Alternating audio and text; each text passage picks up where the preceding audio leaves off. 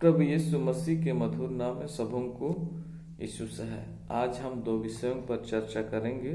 पहला एडवेंट काल, दूसरा परमेश्वर अपने एकलौते पुत्र को इस जगत में क्यों भेजा।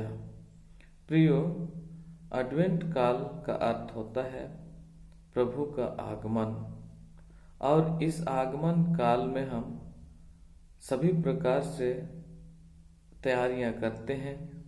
जैसे अपने घरों को साफ सफाई करते हैं और प्रयास करते हैं कि कितने परिवार और व्यक्ति हम नए नए कपड़े लेते हैं। वैसे ही हमारे बच्चों का जो भी आवश्यकता होती है पर्व त्योहार में, उसको हम खरीदने का व्यवस्था करने का प्रयास करते हैं। और इस एडवेंट काल में शारीरिक रूप से, आत्मिक रूप से तैयारी करने का प्रयास करते हैं और उस प्रभु के जन्म दिन को, जन्म पर्व को हम देख आशा करते हैं।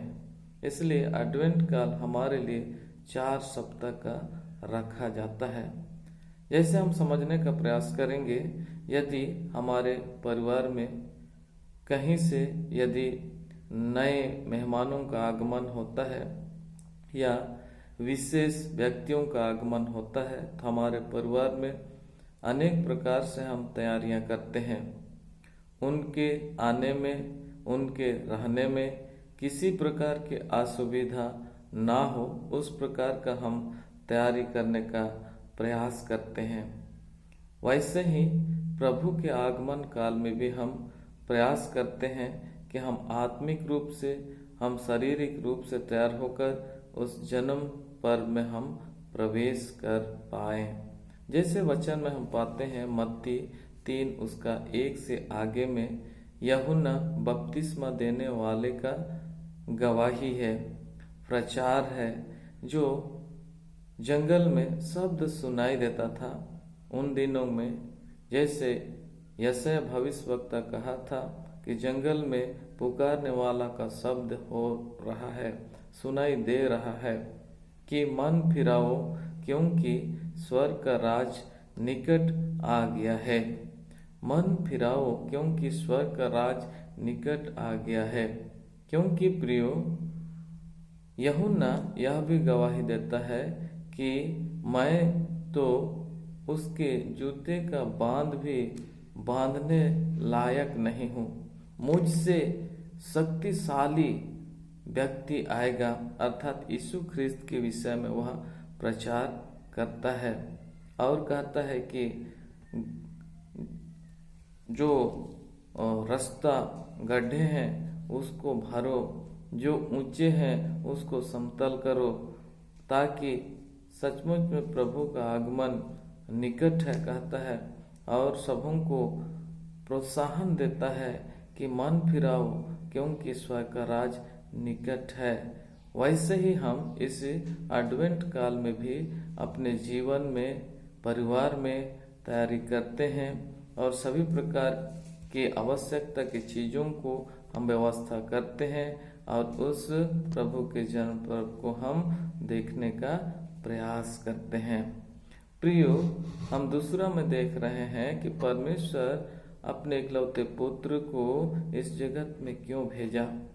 जब हम यूहन्ना 3 उसका 16 वचन को देखेंगे तो हमें मिलता है, क्योंकि परमेश्वर ने जगत से ऐसा प्रेम किया कि उसने इकलौते पुत्र को दे दिया कि जो कोई उस पर विश्वास करे वह नष्ट ना हो परंतु अनंत जीवन को पाए।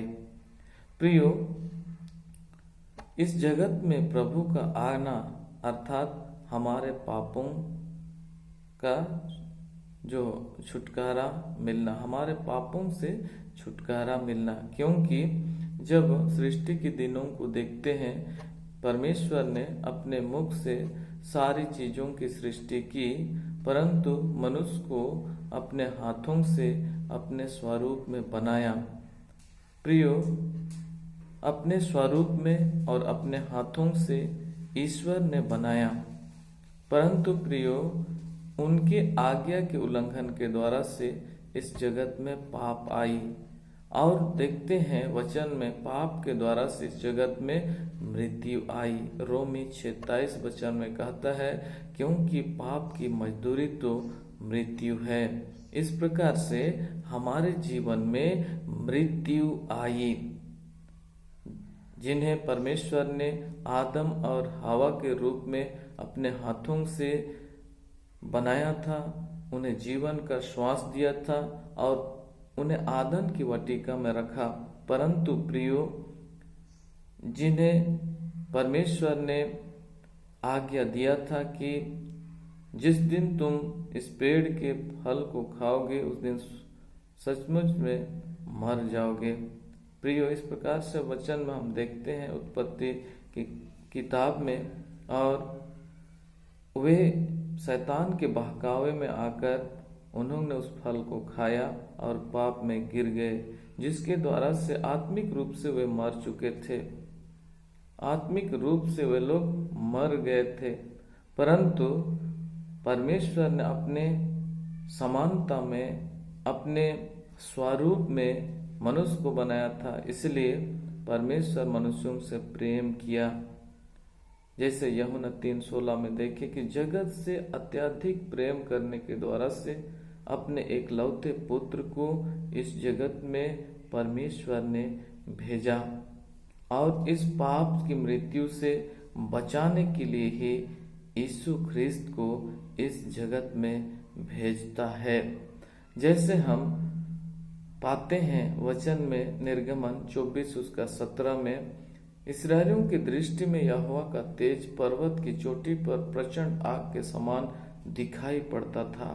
अर्थात परमेश्वर भी इस जगत में बचाने के लिए सर्वशक्तिमान होकर आ सकता था, परंतु मनुष्य उसके तेज को नहीं देख सकता है, परंतु मनुष्य उसके तेज के सन्मुख में खड़ा नहीं रह सकता है। जैसे वचन में हम देखते हैं निर्गमन 20:19 में, और वे मूसा से कहने लगे, तू ही हमसे बातें कर, तब तो हम सुन सकेंगे, परंतु परमेश्वर हमसे बातें ना करे, ऐसा ना हो कि हम मर जाएं। इस्राएली लोग जब मिस्र से कनान के राहों पर जा रहे थे, उस समय होरेब पर्वत के पास में जब आज्ञा दिया गया, वहां पर इस्राएलियों ने मूसा से कहा कि तू ही परमेश्वर से बात कर, हम परमेश्वर से बात नहीं कर सकते, ऐसा ना हो कि हम मर जाएं। सचमुच में प्रियो, यहाँ पर देखते हैं इस वचन में कि परमेश्वर और मनुष्य के बीच में दूरी को देखते हैं।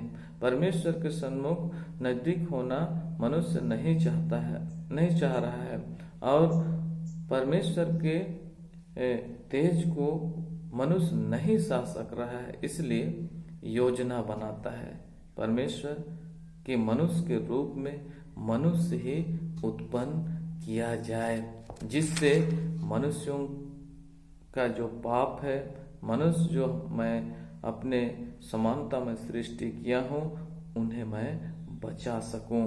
इसलिए सचमुच प्रियो, यशायाह की किताबों में हम देखते हैं कि योजना के तहत में यशायाह को भविष्यवक्ता के रूप में ठहराया गया और भविष्यवाणी करता है।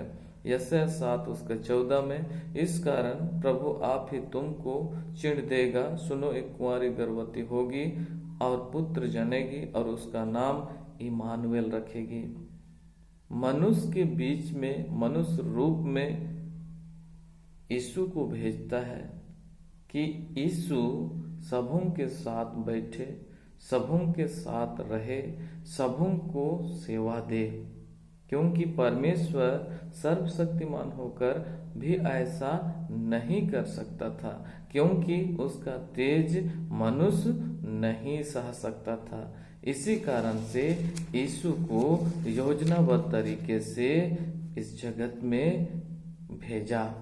मीका की किताब में देखते हैं, मीका 5 उसका 2 से आगे हम लोग देखेंगे तो मिलता है, हे बैतलहम एफ्राता, यदि तू ऐसा छोटा है, यहूदा के हजारों में गिना नहीं जाता, तो भी तुझ में से मेरे लिए एक पुरुष निकलेगा जो इस्राएलियों के इसराइलियों में प्रभुता करने वाला होगा।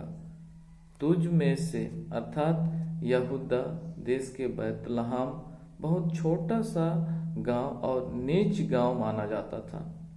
इस वचन के अनुसार देखते हैं तो परंतु प्रियो वचन में देख रहे हैं कि तू छोटा है, यह गांव छोटा है, यह गांव नीच है, परंतु इस गांव से, इस नगर से मेरे लिए एक पुरुष निकलेगा जो इसराइलियों पर प्रभुत्व करेगा, जो इसराइलियों का अगुवाई करेगा।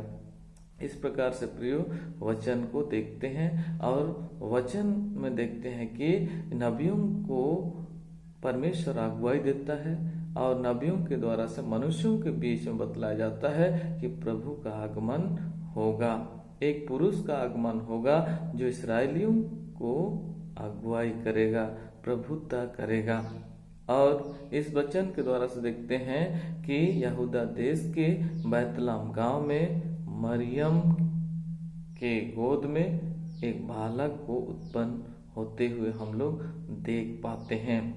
सचमुच में प्रियो इस प्रकार से यीशु का जन्म हम मनुष्यों के पापों से बचाने के लिए, हम मनुष्यों को पापों से बचाने के लिए और हम मनुष्यों के बीच में ही यीशु ख्रिस्त रहा और उनके बीच में उनकी आवश्यकताओं को पूरा किया, बीमारों को चंगा किया, लंगड़ों को चलने की शक्ति दिया, अंधों को देखने की सामर्थ्य दिया, वैसे ही गूंगों को बोलने की शक्ति दिया। ऐसा पर ईश्वर नहीं कर सकता था। सचमुच में प्रियो ईश्वर सर्वशक्तिमान है, उसके मुख में, उसके आवाज में शक्ति है, परंतु उसके तेज को मनुष्य नहीं देख सकता है, नहीं ठहर सकता है, क्योंकि हम मनुष्य होकर उस तेज को नहीं देख सकते हैं। इसलिए यीशु को इस जगत में भेजा कि हम मनुष्यों के बीच में रहे, हम मनुष्यों के बीच में उठे, बैठे, खाए और सबों को आवश्यकता अनुसार सेवा भी दिया। इसलिए प्रियो आज जब हम देखते हैं कि परमेश्वर इस जगत में इकलौते पुत्र को क्यों भेजा, इसलिए भेजा कि हम मनुष्य बचाए जाए, उस पाप की मृत्यु से हम सभी कोई बचाए जाए। इसलिए इस जगत में यीशु का आना तय हुआ और यहूदा देश के बैतलहम गांव में यीशु का जन्म होता है। सचमुच में प्रियो जब हम एडवेंट काल पर चर्चा किए तो एडवेंट काल हमें उस अंतिम दिनों को भी दर्शाने का प्रयास करता है कि प्रभु का दोबारा आगमन होगा। उस दिन बालक के समान नहीं, उस दिन किसी मनुष्य जन्म लेकर नहीं, परंतु उस दिन न्याय करने के लिए शक्तिशाली के साथ में इस जगत में आएगा और उस दिन हमारा न्याय होगा। इसलिए हम इस एडवेंट काल को भी मना रहे हैं, तो हमारे लिए आवश्यकता है कि उस दिन प्रभु के सन्मुख हम खड़े हो सकें। वैसे आज मैं और आप तैयारी करने का हम प्रयास करेंगे।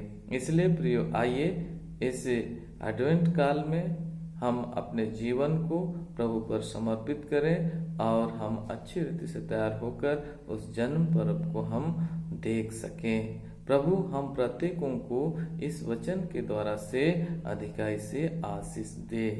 आमीन।